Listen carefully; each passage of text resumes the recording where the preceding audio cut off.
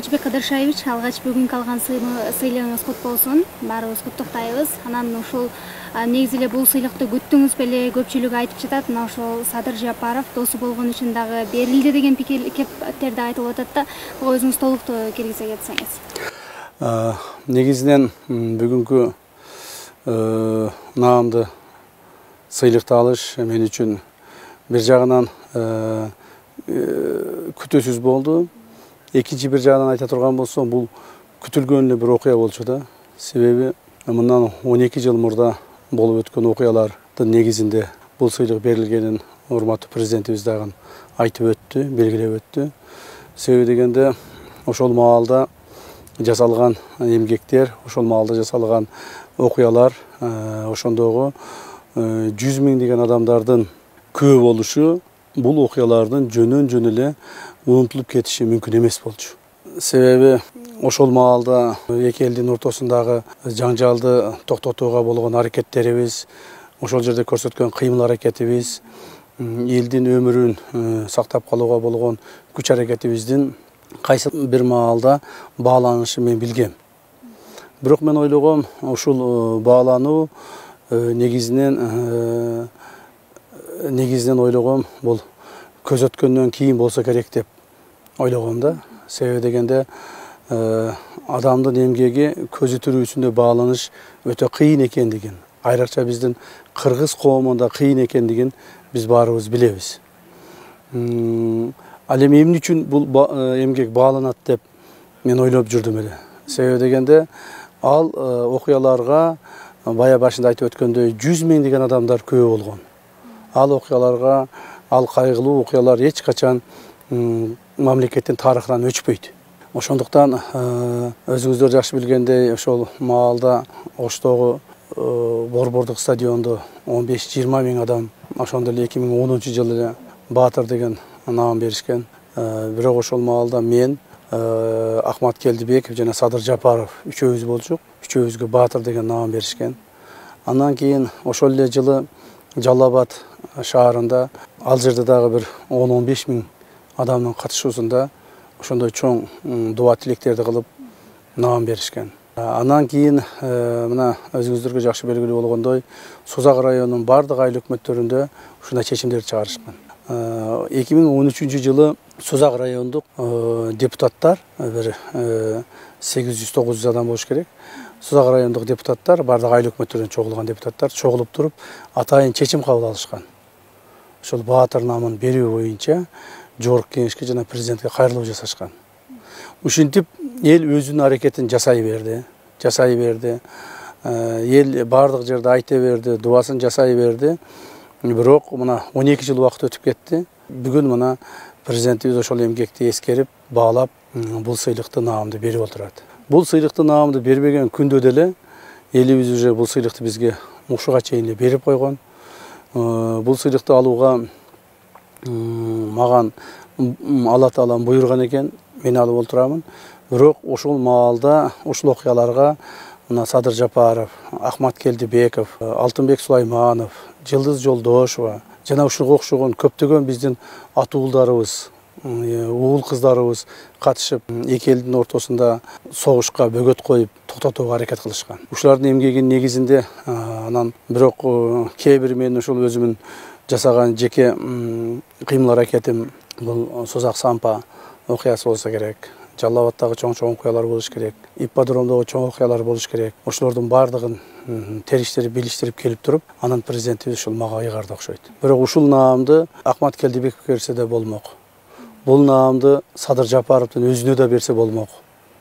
Себеби бул атуулдарыбыз ошол маалда чыныгы эрдикти көрсөтүп жүрүшкөн.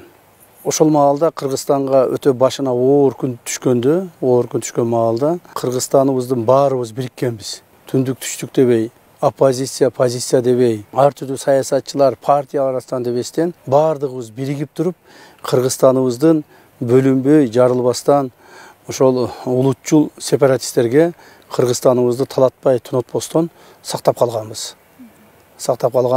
Демек, ушундай оор учурларда биз кыргыздар биригип кетүүнү билебиз. Жана бул биздин Кыргызстаныбыздын, кыргыздардын эң негизги сапаты, эң негизги адамдык мекенчилдик сапады деп билемин. Жана ошондуктан Кыргызстаныбыз мына миңдеген жылдан бери сакталып келатат. Миңдеген жылдан бери эбегейсиз чоң мамлекеттердин арасында экономикалык, саясий ушундай чоң үлүштүү мамлекеттердин арасында Кыргызстаныбыз өз ордун жоготпой келе жатат. Жана мындан ары да ушундай болот деп эсептеймин. Себеби бүгүнкү өсүп келе жаткан жаштар ошол кылынган эмгектерден, ошол кылынган иш аракеттерден үлгү алышат. Алар кайсыл бир убактарда ушул баардыгын окушат, билишет, ушул окуяларды таанышат. Андан кийин ушундай окуялар болбошуна же ошол окуялардын болтурбашына аракет кылышат деген чоң үмүттөмүн. Туура коом деген ушундай ар түрдүү ойлор бар, ар түрдүү пикирлер бар. Кээ бирлери ушу айтат, досу үчүн эле президент досу ошончо берип койду деп. Мен антип ойлобоймун, мен антип эсептебеймин. Себеби дегенде ал 2010 жылы мындан 12 жыл мурда биз ошол кимибиз президент болсок ошонубуз беребиз деген ой болгон эмес. Бизде бир гана ой болгон, мамлекетибиздин бүтүндүгүн, мамлекетибиздин сактап калуу. Мамлекетибиздин ичиндеги эл журтубуздун тынчтыгын сактоо гана максат болгон. Жана ошол максатка биз кайсыл бир деңгээлде ошол маалда жеткенбиз. Ал эми бүгүнкү күндө коомубузда айтылган ар түрдүү пикир сөздөргө айтаар элем. Ошол мына мен дагы анча-мынчасын угуп жүрөм. Мына бүгүн деле анча-мынчасын уктум. Жаш эле балдар, 19-20 жаштагы, ушу 20-нын тегерегиндеги балдар эле ушундай терс пикирлерин айтып атышат да. Эми ал балдар ошол маалда, ошол окуялар болгон маалда такыр эле өтө кичинекей бөбөктөр болушкан. Алар ал окуялардын маанисин, ал окуялардын мамлекетке тийгизген таасирин, ал окуялардын жүрүшүн жана башталыш бүтүшүн эч качан ал маалда билүүгө мүмкүнчүлүгү болгон эмес. Себеби алар жаш балдар, 5-6 жаштагы, 10 жаштагы, бир ашып кетсе бир 12-13 жаштагы ушундай секелек жаш балдар болгон. Ошолор ушундай бир баа бергенде, бүгүнкү күндө баа берип аткандары бул ошол балдардын өзүнүн тартипсиздиги, тарбиясынын жоктугу, маданиятынын кыргыз элине, кыргыз журттугуна деген сүйүүсүнүн жоктугун билдирет да. Бирок ал адамдар өтө аз эле адамдар. Көпчүлүк коомубуз, көпчүлүк элибиз, журтубуз жана мен башында айтып өткөндөй, мындай чоң тарыхый окуяларды эч качан эстен чыгарбайт. Ошол тарыхый окуялардагы тарыхый адамдарды дагы эч качан эстен чыгарбайт. Мен ойлоймун, буюрса ошол эле башында айтып өткөн биздин катарыбызда жүргөн ошол Садыр Жапаров, Ахмат Келдибеков, Курсан Асанов, Алтынбек Сулайманов, Жылдыз Жолдошова жана башка көптөгөн биздин атуулдарыбызды эл эсинен чыгарбайт деген ойдомун. Сыйлык тапшыруу аземинде президент Садыр Жапаров өз сөзүндө баса белгилеп өттү. Мына ошол Камчыбек Ташиев бир гана ал окуяларда эмес, учурда дагы мына ошол өлкөбүздүн коопсуздугун сактоодо аябай бир чоң эмгек жаратып жатат деп айтты да, өз сөзүндө баса белгилеп. Учурда улуттук коопсуздук мамлекеттик комитет тарабынан кандай иштер аткарылып атат, ошолор тууралуу да кыскача айтып. Эми мен ойлоймун, бул сыйлыкка бүгүнкү улуттук коопсуздук мамлекеттик комитетинин аткарылып аткан жумуштарын түздөн түз тиешеси болбосо дагы кайсы бир деңгээлде кыйыр тиешеси болот. Себеби эгерде мен азыр ушул кызматты туура эмес аткаргандыгымда, эгерде ушул кызматка келип мына 2 жылдан бери иштеп турамын, ушул кызматка келип мамлекетке каршы, мамлекеттин түзүлүшүнө же мамлекеттин өсүп өнүгүшүнө каршы бут тосуу аракеттерим болгондо, бул сыйлыкты мен ала алмак эмесмин. Себеби бүгүнкү күндө биздин улуттук коопсуздук мамлекеттик комитетинин кызматкерлери өздөрүнүн жумуштарын так аткаруу менен мамлекетибиздин бүтүндүгүн, коопсуздугун сактоого бүт күч аракеттерин жумшап келе жатат. Жана ошондой болот. Мамлекетибизде тынчтыкпы? Демек биз көрүнбөгөн фронттун жоокерлери өзүнүн жумушун так аткарып атат. Мамлекетте бейпилдикпи? Демек ошол атайын кызматтын адамдары жерлерде өздөрүнүн жумуштарын эч кимге билгизбестен, жарыялабастан, кыйналса дагы, кысталса дагы, ач калса, кеч калса дагы, бирок өздөрүнүн профессионалдуулугунун негизинде аткарып жатышат. Ошондо мамлекетибизде Кудай буйрса тынчтык, азыр бейпилдик өкүм сүрүүдө. Андан сырткары мамлекетибиздин коопсуздугун сактоо бир ошол ички бейпилдик менен эле чектелип калбастан, өзүңүздөр жакшы билгендей чек ара маселебиз бүгүнкү күндө өтө курч абалда калып атат. Бүгүнкү күндө экономикалык акыбалыбыз, коомубуздун бүгүнкү күндөгү коррупциялык элементтердин жаралыш акыбалы дагы оңой олтоң жумуш эмес. Улуттук коопсуздук мамлекеттик комитетинин кызматкерлери күнү түнү дебестен мамлекетибиздин кайсыл жеринде, кайсыл ошол мамлекетке ак көңүлдүк кылбаган, мамлекетке ошол туура эмес мамиле кылган чиновниктер боюнча күрөшүп келе жатышат. Мына азыркы убакта дагы, мына азыр интервью менен берип аткан маалда дагы биздин кызматкерлер жерлерде бир нече атайын операцияларды, атайын иш чараларды өткүзүп атышат. Ошондуктан биздин жумушубуз эч качан токтобойт, бирда минута мамлекетибиз үчүн аракетибиз кылып жатабыз. Мына өзүңүздөр жакшы билесиздер, бир эле чекесин айтсам, коррупцияга күрөшүү боюнча. Өзүңүздөргө жакшы белгилүү болгондой, коомубуз жакшы билет муну. 2 жыл мурда кандай эле? 2 жыл мурда мамлекетибиздеги коррупциялык элементтердин аракеттери кандай болчу? Бүгүнкү күндө кандай болуп калды? Эч ким ачыктан ачык бирөөгө бир взятка бере албайт. Эч ким ачыктан ачык бирөөдөн взятка талап кылып, же жумуш корнотууда, же мамлекеттик сатып алууларда, же мамлекеттик чоң жумуштарда, же инвесторлор менен иштеген маалдарда жанагы мамлекетке взятка алып, взятка бере албайт. Бул маселени биз токтоттук. Эми ички чиновниктердин өзүнүн иш аракеттериндеги көрүлгөн иш аракетиндеги мамлекетке болгон зыяндуулугун же пайдалуулугун аныкташыбыз керек. Себеби көптөгөн чиновниктерге мамлекет тарабынан, бюджет тарабынан көптөгөн акчалар бөлүнөт. Ошо бөлүнгөн акчалар натыйжалуу иштеп атабы, пайдасын берип атабы, мамлекетибизге же зыянын берип атабы, ушуну аныктап, эгерде ошол эффективдүү пайдаланбаса, алынган финансыларды түздөн түз өзүнүн багыты аркылуу колдонбой, башка жака колдонуп, же болбосо өз жеке кызыкчылыгына колдоно турган болсо, ошондой чиновниктерди биз жоопко тартышыбыз керек. Бүгүнкү күндө эч кимге мындай орусча айтканда крыша боло албайт.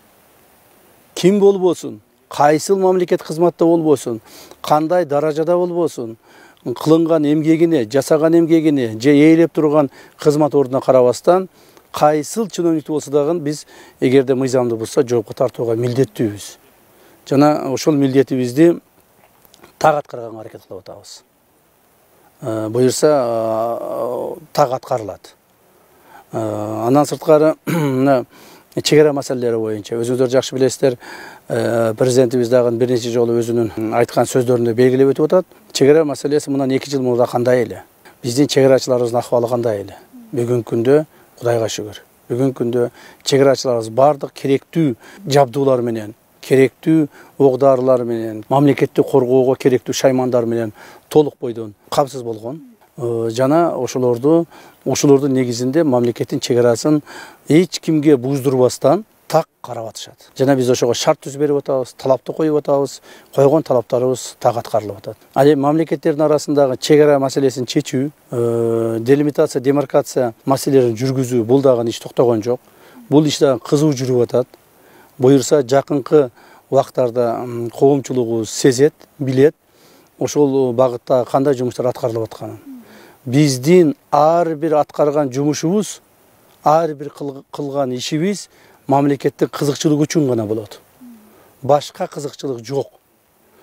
Мамлекетибиздин башчысы урматтуу Садыр Нуркожоевичтин, жеке менин эч кандай бизге байлыктын бүгүнкү күндө кереги жок. Бийликти Алла Таала мына Кудайга шүгүр берди. Элиңерге баккыла, элиңерди камсыз кылгыла, элиңерди ушул алдыга сүрөгүлө деп. Ошол элибиз берген бийликти кайра элге иштетүүгө биз милдеттүүбүз. Жана ошол жумуштарды аткарып атабыз. Эми алдыдагы эң негизги ой максаттар ошол Буюрса мамлекетибизде мына 2 жылда чоң өзгөрүүлөр болду. Мындан ары дагы чоңдогон көптөгөн өзгөрүүлөргө биз жакшы өзгөрүүлөргө дуушар болобуз. Өзүңүзгө жакшы белгилүү болгондой мен бир-эки эле параметрлерин айтып кетейин. Быйылкы жылдагы биздин ички дүң продукциябыздын өсүшү 8,3%га өскөндүгүн, EAS өлкөлөрүндөгү эң биринчи орунду алгандыгыбыз жана мунун бардыгын Дүйнөлүк банк тастыктагандыгы бул көп нерседен кабар берет. Ошолордун негизинде мына биздин мамлекетибизде жашаган мугалимдерибиздин, социалдык кызматкерлерибиздин, врачтарыбыздын жана муниципалдык кызматкерлерибиздин, мамлекеттик кызматкерлерибиздин бардыгынын айлык акылары 50%тен 200%ге чейин көтөрүлдү. Жакын арада укук коргоо органдарынын, күч структураларынын айлык акыларын көтөрөлү деп турабыз. Андан сырткары мамлекетибизде бүгүнкү күндө көптөгөн мына социалдык объектилердин курулушу, элге керектүү маселелердин чечилиши түздөн-түз жүрүп жатат. Көптөгөн жолдор узоңдолуп атат. Ушулардын бардыгынын жүрүшү, ушуларга тынчтыкты камсыз кылып берүү жана тынч акыбалда болуп коомду кармап туруу мына биздин милдетибиз. Ошондуктан буюрса бюджетибизде эле мына биз келгенде 100-180 миллиардтан тегерегинде 170-180 миллиард тегерегинде болчу. Мына кийинки эле жылы 300 миллиардка чыкты. Быйылкы жылы 400 миллиардтан ашабыз деп атабыз. Эмдиги жылы 500-600 миллиардка чыгабыз. Президентибиздин биздин алдыбызга койгон талаптардын негизинде жакынкы 3-4 жылдын ичинде биздин бюджетибиз триллионга чыгыш керек. Триллионга чыгыш керек. Бул деген мындан 2 жылкы мурдагы бюджеттен 5 эсе көп дегенди билдирет. Жана ушундай чоң жетишкендиктерге, финансылык жетишкендиктерге жетип жумуштар жүрүп кеткенден кийин аны эч ким токтото албайт. Ошондуктан коомубузда азыр тынчтык керек, стабилдүүлүк керек. Ар түрдүү ушул бизди сындап чыккандар болуп атат. Биз аган макулбуз. Бизди сындасын, бизди ошол туура эмес иш кылып атсак, ошолорду оңдоп койгонго бизге жардам берсин. Биз менен ушул кызматташсын. Бирок коомго бүлүк салбасын. Коомго бүлүк салып, мамлекетибизге кайсыл бир деңгээлде мурдагы окуяларды кайталайбыз. Же мамлекетте бир мындай төңкөрүш жасайбыз, революция кылабыз деген адамдар болбосун деген тилектебиз. Эгерде ушундай тилектерибизди орундатпай эле, дагы деле каршы чыгып, дагы деле бийлик жетпей калгандар ушундай жаман иштерге барабыз дей турган болсо, биз аларга карата мыйзам чегинде толук чараларды көрөбүз. Бирок ушул оппозиция болсо деле, жанагы бизге каршы сүйлөгөн адамдар болсо деле, же ушу бизге ушундай бир жаман ой пикирин билдирген адамдар болсо деле, ошолорго деле ушу бир чара көргүн келбейт да. Себеби алар биздин адамдар. Биздин мамлекеттин жарандары. Биздин ошол эле кече эле бирге жүргөн адамдарыбыз. Чогуу жүрүп, чогуу аракет кылып жүргөн адамдарыбыз. Бүгүнкү оппозициянын көпчүлүгү менен мен көптөгөн жылдар бирге жүрдүк. Көптөгөн жылдар бирге аракетте болдук. Ана ошолорго бир чара колдонуп, алардын мыйзам бузуусуларына бир чара колдонгубуз келбейт. Бирок айласыздан эгер алар чектен аша турган болсо, эч кандай бир алардын партиялуулугуна, кылган эмгегине, же болбосо ошол жасаган мурда кийин жасаган ээлеген кызматына карабастан биз чара көрөбүз. Себеби дегенде мамлекеттүүлүктүн негизги булагы бул бейпилдикте. Бейпилдик болсо, тынчтык болсо, мамлекетибиз өсүп өнөт. Мамлекетибизде стабилдүүлүк болсо, экономикабыз өнүгөт. Сырттан инвесторлор келет. Ал инвесторлор биздин мамлекетибизде ишкана, завод, фабрикаларды курат. Ошолорду биздин адамдарыбыз, биздин ошол жарандарыбыз иштейт, айлык акысын алат, бала чагасын багат. Турмуш ушинтип бейпилдикте уланыш керек. Мамлекеттин турмушу бир үй бүлөнүн турмушундай эле. ызычуу болбой, тынч болсо, турмуш жакшылап уланыш керек. Ошол турмушубузду уланыш үчүн биз тынч бейпилдикти уланыш үчүн биз жоопкербиз. Ошондуктан биздин бүгүнкү күндө дагы ушул улуттук коопсуздук мамлекеттик комитетинин бейпилдикти камсыз кылуу боюнча дагы мүмкүнчүлүгү кеңейди. Өзүңүзгө жакшы белгилүү болгондой, бүгүн биз ушуга чейин улуттук коопсуздук мамлекеттик комитети каралбай калган. Элдин баары билет, коомубуздун баары билет, жерлерде ар түрдүү бирөөлөрдүн үйлөрүндө, же бир зданиялердин чекелеринде, бурчтарында, же бир башка бир библиотекаларда, ушундай жерлерде кызмат кылып калышкан. Бир дагы улуттук коопсуздук мамлекетине бир имарат курулган эмес. Ошо былтыртан бери мен ушул жумушту өзүбүздүн колго алып, бүгүнкү күндө 50-ге жакын улуттук коопсуздук мамлекеттик кызматтын имараттары курулду. 150-ге жакын жаңы техника автомобилдер алынды. Атайын техника автомобилдер 100дөн ашык алынды. Андан сырткары көптөгөн жабдуулар, керектүү жаңы технологиядагы бүгүнкү күндөгү жабдуулар алынып келинип уже жумушка кирди. Мына ошол мамлекеттик бир ишкананы ачсаң дагы эмне үчүн ушул мамлекеттик ишкана ача бересиңер деп жаман көргөндөр да бар. Мен муну айтып кетер элем, булардын бардыгы мамлекетке кылат. Булардын бардыгы элибизге, журтубузга кийинки 100 жыл кызмат кылат. Күндүр түндүр мамлекеттин кызматында жүрөбүз. Күндүр түндүр жүрүүгө милдеттүүбүз. Жана мындан ары дагы ушундай болот. Биз иштеп турган маалда мамлекетте коопсуз болуш керек.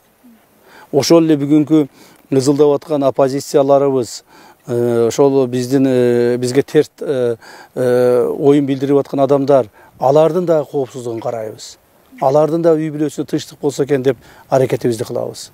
Бирок кээ бир ушундай бир топтор бар, алар ошол ар түрдүү адамдардын чет жактан келген, айрыкча мамлекеттин сыртынан келген, мамлекеттин сырт жагынан келген таасирлерге берилишип, эмне таасир? Ал акча таасири болушу мүмкүн, саясий таасири болушу мүмкүн, колдоо болушу мүмкүн. Ошолорго берилишип, мамлекеттин ичине бүлүк салганга аракет кылып атышат. Бирок биз буга жол бербейбиз. Президентибиздин бүгүнкү күндөгү биздин алдыбызга койгон негизги тапшырмасы да ушундай. Буюрса биз тапшырмаларды так жана элге пайдалуу кылып аткарабыз деген үмүттөбүз.